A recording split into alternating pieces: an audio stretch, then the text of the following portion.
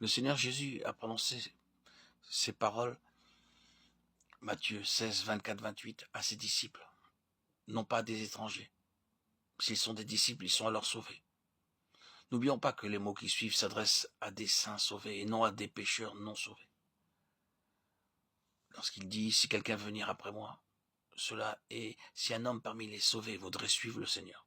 L'homme est un disciple sauvé qui désire surtout suivre le Seigneur. Qu'il me suive, mais sur la voie des conditions qui sont énoncées par la suite, qu'il renonce d'abord à lui-même.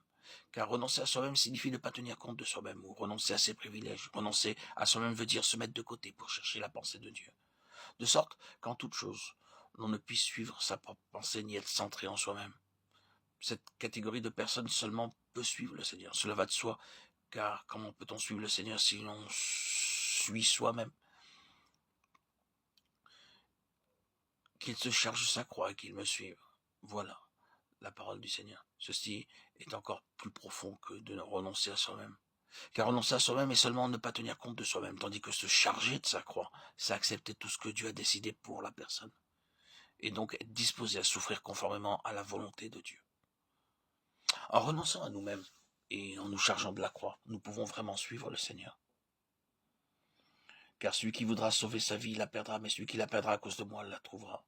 Ici, le mot vie est dans le texte original grec psyché, ce qui signifie âme. Ce verset de l'Écriture nous parle donc du salut ou de la perte de notre âme, ce qui nous éclairera sur le sujet à l'étude.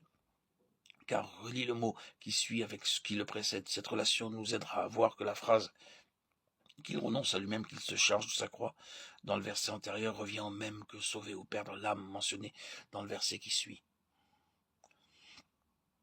Car celui qui voudra sauver son âme, en le traduisant ainsi, cela signifie donc que bien qu'il ait le désir de suivre le Seigneur, toutefois, il n'est pas prêt à renoncer à soi-même et à se charger de sa croix. Ceci nous aide à comprendre quelque peu la signification de sauver son âme. Il révèle combien une personne est peu disposée à renoncer à elle-même, à renoncer à ses privilèges et à consentir de souffrir pour obéir à Dieu. Ainsi, nous pouvons nous rendre compte que la signification de sauver l'âme est justement le contraire de renoncer à soi-même et de se charger de la croix. Si quelqu'un sait ce qu'est le renoncement de soi-même et ce qu'est porter la croix, il saura aussi ce que signifie sauver son âme.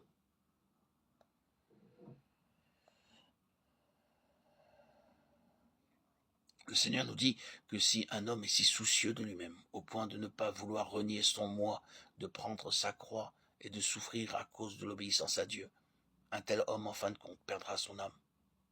En essayant de sauver son âme de la façon précitée, il aura comme conséquence de la perdre dans le futur. Perdre son âme signifie qu'à la fin il souffrira et perdra tout ce à quoi il prenait plaisir et n'obtiendra pas ce qu'il cherchait.